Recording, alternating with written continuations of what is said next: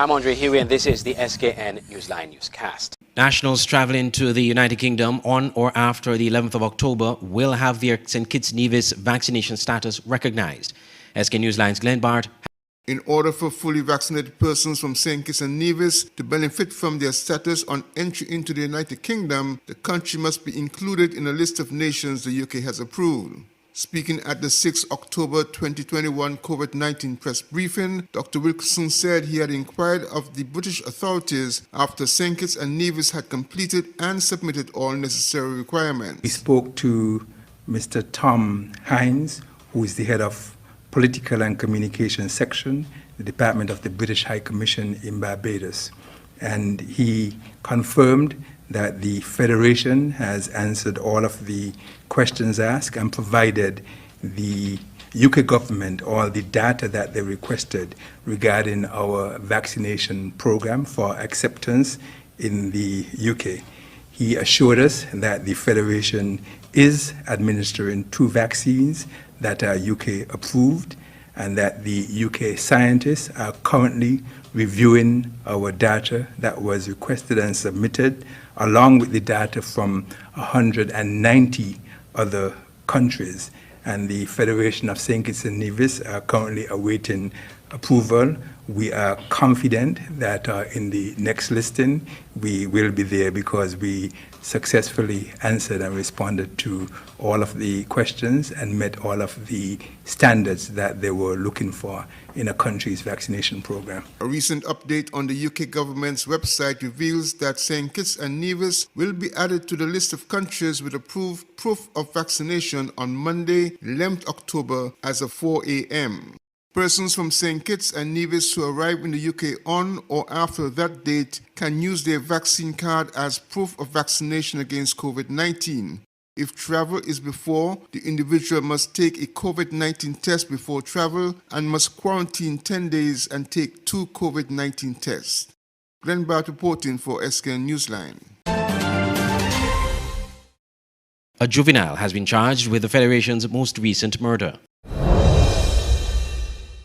On Thursday, October 7th, the police charged a 16-year-old male for the murder of Keyshawn Richon of Newtown. The offense was committed on September 23. The suspect is currently in police custody and is expected to appear before the Child Justice Committee shortly.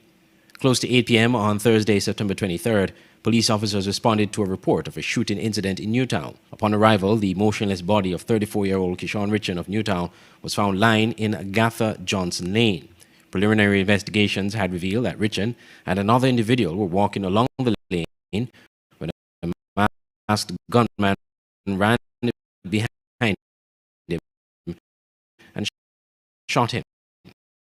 He was pronounced dead at the scene by the district medical officer. I'm Andre Huey for SKN Newsline. When we come back, a tale of two schools. When we come back, a tale of 2 schools and a man in limbo. Hold on, stop. Think about the drink before you take a drop. Read up on the label on the back. They say science, sugar, low in fat. But don't be fooled by that. Drink some water, share some love. Tell your body you're sweet enough. Drink some water, share some love. Tell somebody you're sweet enough. Drink some water, share some love. Tell your body you're sweet enough. Drink some water, share some love. Tell somebody, hey.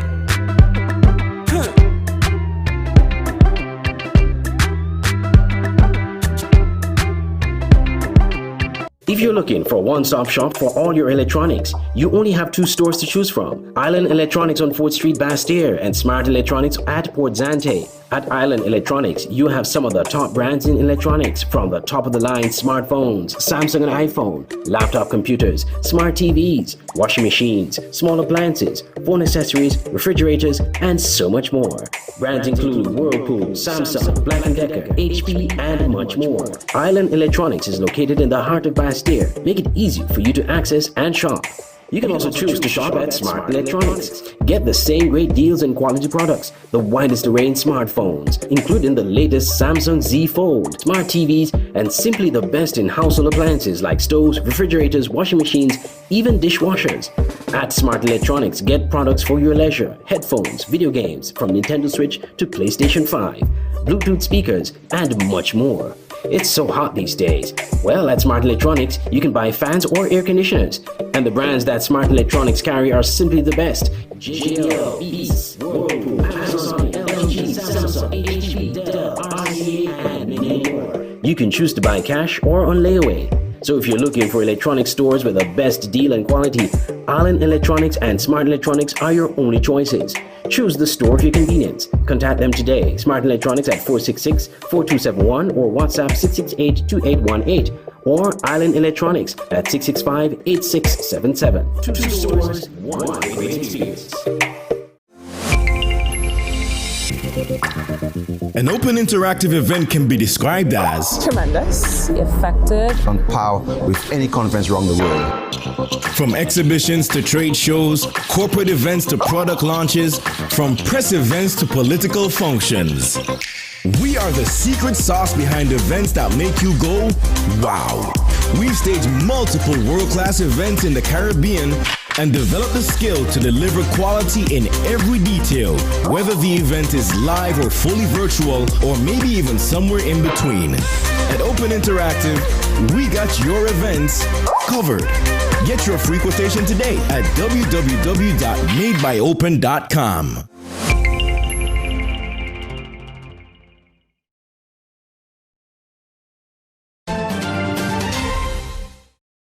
The Nevis Island administration is to acquire a second PCR testing machine to test for COVID-19. More in this report. The Nevis Island administration is in the process of acquiring a second PCR testing machine and is mobilizing to begin testing for COVID-19 on island in the coming weeks. Premier Mark Brantley, who is also the Senior Minister of Health in the Nevis Island administration, gave an update on the government's position with respect to bringing on island testing on stream. He was at the time speaking at his monthly press conference on Wednesday. When a test result is obtained, you use it to travel, you use it to board airlines, you use it to do various things. And so we have to be sure, and those receiving the test have to be satisfied that it's coming from a laboratory that is certified. And so there's a process. JNF, for example, took months in St. Kitts to get up to speed in terms of having their testing capacity installed. And the same process was undergone by Next Gen Labs and by Avalon, I think, who's also offering the service. But to us, this is a huge step forward because Nevis now will have the ability to test here on the island. So once a swab is taken, it goes to our lab and the test results are returned. A technician is expected to travel to Nevis from Trinidad next week to install the biosafety hood that is required to create a sterile environment for testing. The NIA also sent a request to the Pan American Health Organization for a virologist to travel to Nevis to train laboratory staff in the PCR testing process. I sent a request to PAHO for virologists to come in to do some training for lab staff, and we are waiting a response there. But in addition, we're not staying there. We have also now been granted approval to withdraw funds to make payment for a second machine, a Gen Expert PCR machine that we got through diplomatic efforts with the Japanese government. And we are to wire funds this week, so Nevis will have access to two machines, a Quant Studio 5 PCR machine and a Gen Expert PCR machine. Some may ask why, and the simple reason is redundancy. We want to be sure that when the demand for testing is highest, we can run both machines, but in the event that any of the machines were to go down, as we saw happening recently leading to backlog, we will have a backup. The first PCR testing machine arrived on Nevis in August 2021 through the generous donation of the Drahi Foundation based in Switzerland. The second is being purchased with funds donated by the Government of Japan's grant for the Grassroots Human Security Projects, GGP. Andre Huey, SKN Newsline. And Nivision is trying to resolve a situation involving the Charlestown Primary School and of which top officials in the Nevis Island administration are fully aware. Glenn Bart has more in this SK Newsline special report. There appears to be no resolution in sight for Nivision Ashbourne Liburd in an issue involving the Ministry of Education on Nevis and a certificate that leaves him in no man's land. The issue dates back years ago and centers around the Charlestown Junior School and what became the Charlestown Primary School, said to be established in 1992 following the commissioning of a new building. Those affected are former students of the Charlestown Junior School. Liburd explained that he was provided with a certificate of graduation in the name of the Charlestown Primary School, and this is where the problem starts. The current website of the Charlestown Primary School shows its establishment as 28 April 1992. Liburd claims that this is incorrect and the school was established prior to 1992. According to Liburd, students have certification indicating graduation from the Charlestown Primary School at least 2 classes before 1992, and there were other situations indicating that the school as Charlestown Primary was established before 1992. Ashburn tells his story. I can remember when the name change took place from Charlestown Junior School to Charlestown Primary School, and it took place just after Hugo, 1990. I remember the teacher when she had just written the school song, which they use now, and it was originally written Children of Charlestown Junior. And she left the class, went to a meeting, and she came back. When she came back to the family meeting, she said, that's the a primary now, so wherever I see junior, sing primary. And she started to rub out all the word junior from the song and put primary. And we started to learn Children of Charlestown Primary. Now, for them to say that, basically, hey, you didn't go to this school, it's like an affront. It's an insult. All the years people have been knowing inter-primary competition. I challenge anybody to tell me if they ever heard of Charlestown Junior School competing in an inter-primary meet. I mean, I brought this to the attention of the guy who is the permanent secretary now. And he's telling me I should have come to them for a letter. And I'm saying that's foolishness, because if I need a letter to validate, if everybody needs a letter to validate a certificate given to them, then it don't make sense giving them a certificate. And I didn't really expect that she would have looked at that that school, but she did. The real damage to this situation occurred when Liburd applied for employment in Canada. However, the human resource manager at the company could not understand why Liburd placed in his application that he was schooled at the Charlestown Primary School, which predates 1992. The issue became one of trust, and Liburd said he lost a job opportunity for which they said he was qualified. Liburd told SK Newsline he had coordinated a petition and had taken the matter as far as the Permanent Secretary of Education on Nevis, as well as to the Premier of Nevis. I talked to a lot of my classmates, and I mean, I don't think that the issue has affected them personally as it has done me, because most of them have remained in Nevis. But all of them agreed with me, and they're saying yes. I mean, we were the first graduating class. Anything else said other than that is a lie. I've put together a petition, and the petition is signed by all the classmates that I could find, teachers, parents, even persons that were a little older than us going to school, but they were in the same, in the same school at the same time. Lots of them signed because they say, yes, this is indeed the truth. I don't know what else to do. I've spoken to Vance Amri when he was there. I talked to Mark. I don't know who else to talk to. SK Newsline broached the matter to the Premier of Nevis during his October press conference. At the school, but he seems to be preoccupied with the date that the school was started. He did raise the matter with me. He has raised it, I believe, with everyone. But the truth is, Mr. Huey, we've been overcome with COVID. And as Premier of Nevis, I'm trying to get jobs for people. I'm trying to deal with the health situation that we're struggling with. I'm trying to deal with all the challenges that we have.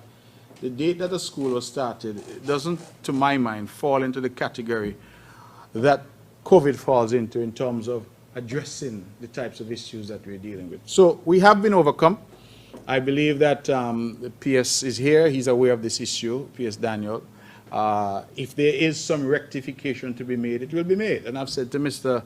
Liebert, you know, don't fret yourself over these matters, because in the scheme of things, what is important is that you've got a good education.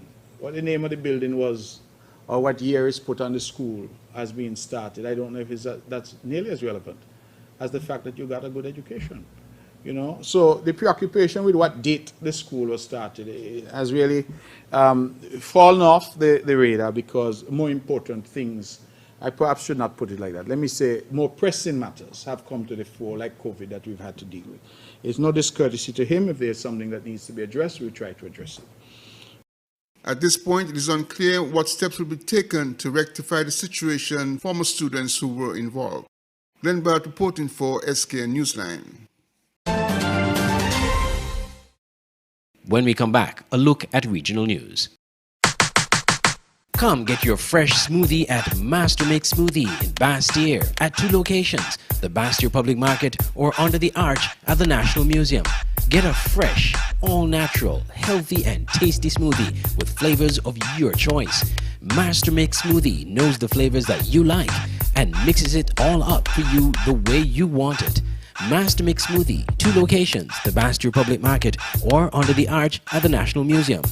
Mastermind Smoothie, always the real thing, always smoothie.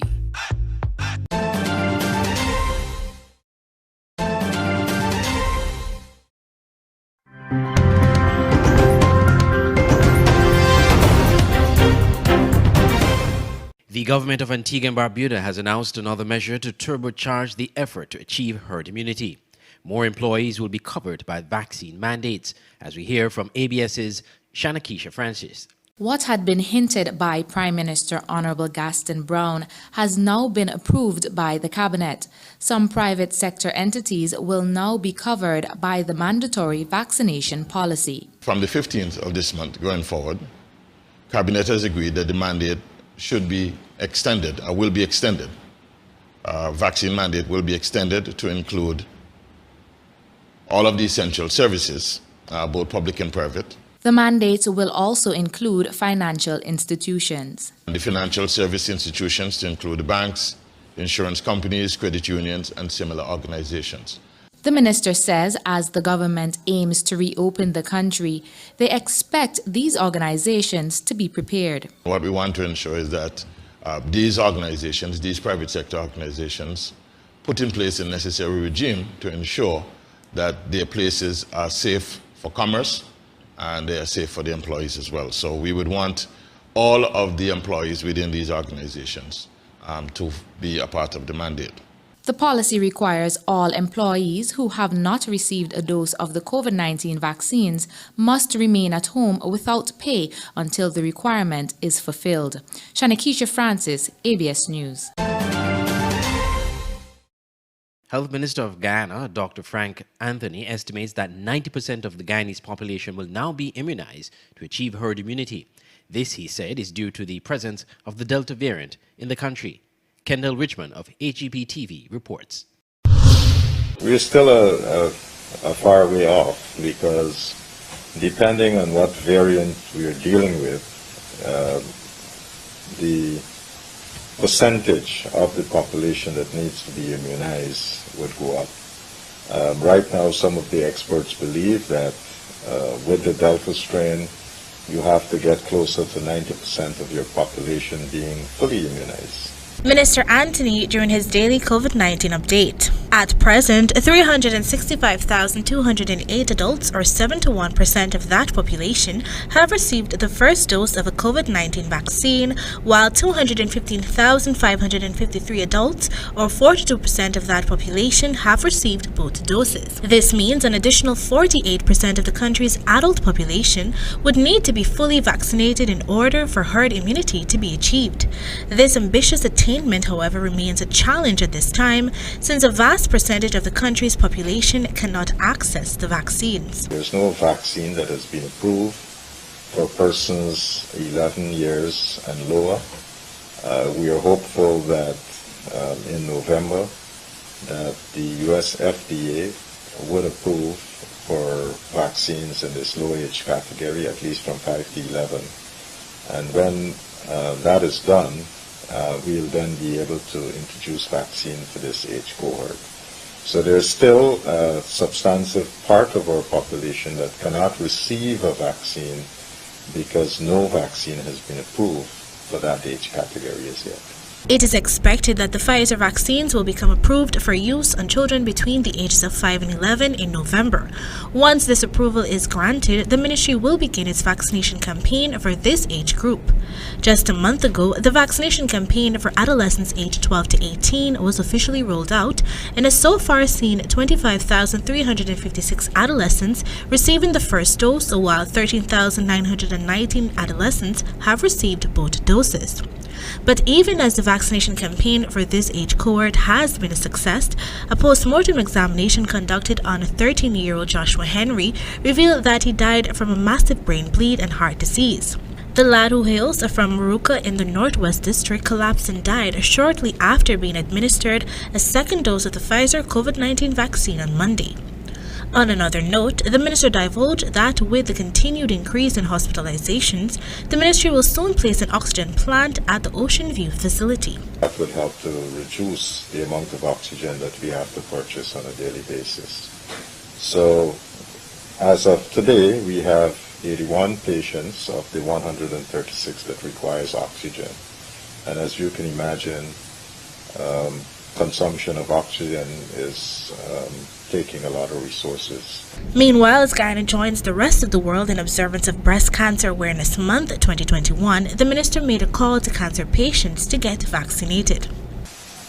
With the adenovirus vaccines that we use, so the vector vaccines that we use, so that includes AstraZeneca, Sinopharm, Sputnik V. There's no contraindication, so you can get your vaccine and go and get your mammogram, and that would be fine. Since the introduction of COVID-19 vaccines, various health organizations around the world have been advocating for cancer patients to get vaccinated against COVID-19. It is believed that living with any type of cancer puts persons at a higher risk of severe illness from COVID-19. For the HGP 90 News, Kendall Richmond.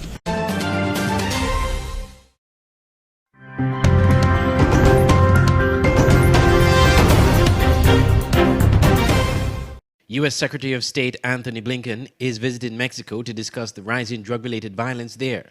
Blinken and the Mexican government want to form a new joint security plan. It is aimed at reducing cross-border crime by targeting criminal networks. Al Jazeera's Manuel Rapallo reports from Mexico City. More than 300,000 people have been killed in Mexico since the start of the U.S.-led war on drugs in 2006. And today, Mexico continues to make headlines as one of the most dangerous countries in Latin America. Since 2006 to these days, most of the violence is drug-related, and it has become a much different violence compared to what we had in previous years. For over a decade, the response to worsening violence has been a bilateral security strategy between the United States and Mexico known as the Mérida Initiative. An agreement that was signed in 2008 between former Mexican President Felipe Calderón and former U.S. President George W. Bush. Since its inception, Mexico has received more than $3 billion worth of U.S. aid for security measures, along with training and equipment aimed at curbing transnational crime and reducing violence. There was a big effort to train police officers, which was carried out all over Mexico, municipal, state, and federal police officers. So if you depart from that baseline of training, of developing institutional capacities, there have been a number of baby steps, if you want to say, of some tiny successes that have been changed one after the other. 13 years after the agreement was signed, critics say the strategy has failed.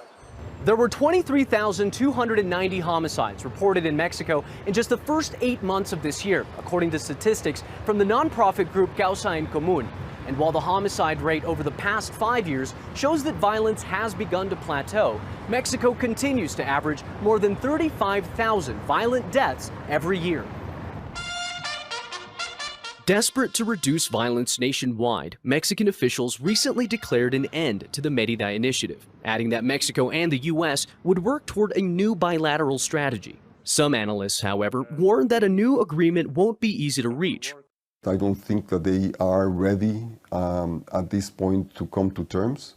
I don't know if the Americans are going to be very strong-headed and very willing to impose some sort of agreement. Unless there is an agreement of minds, there is very little that can be accomplished. And unfortunately, I don't see that, that coming together very likely in 24 hours.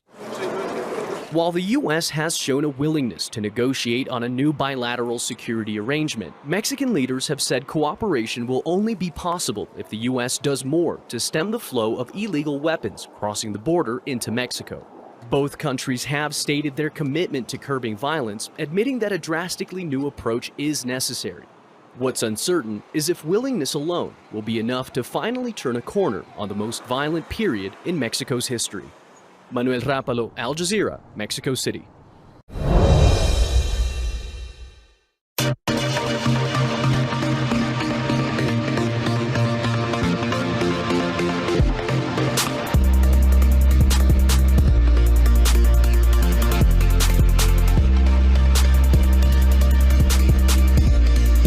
In sports, 3 St. Kitts Nevis football players left the Federation on Wednesday for training opportunities in Miami as part of the St. Kitts Nevis Football Association's mandate to provide professional opportunities for local footballers. Here is more in this report. The St. Kitts Nevis Football Association, SKNFA, is proud to announce that 3 local-based players have been invited to train and play with the Omega Select team in the UPSL Premier League in Miami. This is the fastest growing pro-development soccer league in the United States, with 400-plus teams targeted for the 2021-2022 season. The players are Kimari Brian Rogers from the Rams Village Superstars, Racim Corinth Thomas from the S-Crave Newtown United, and Petrez Antonio Williams from the SL Horsford St. Paul's United. Before leaving, Racim Thomas said he is very grateful for this opportunity and he plans to make his family proud. He said the players will be there for 2 months and he plans to give it his best shot. Thank you for this opportunity. Today I'll be traveling to play for the Omega Select football team in Miami, and this is the USPL Premier League that we host in Miami, Florida. And we're just going to go give it our best. We have several opportunities. We're going to make my mommy proud, family, club, community, the generation coming up and look up to me as well.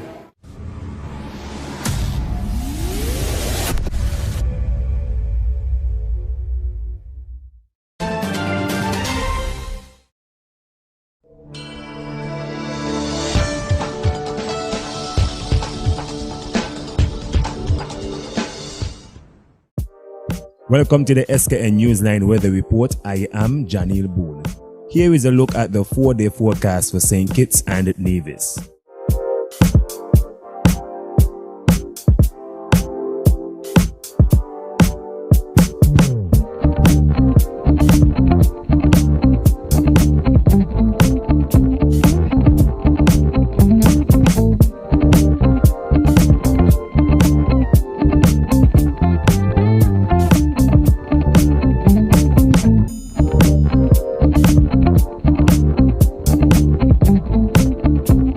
For a more detailed weather report, visit our website at www.sknnewsline.com. This has been the SKN Newsline Newscast. For more news, you can visit our website at www.sknewsline.com. You can visit our Facebook page as well. Just search SKN Newsline. From all of us here at SK Newsline and Channel 95, I'm Andre Huey. Thank you for watching.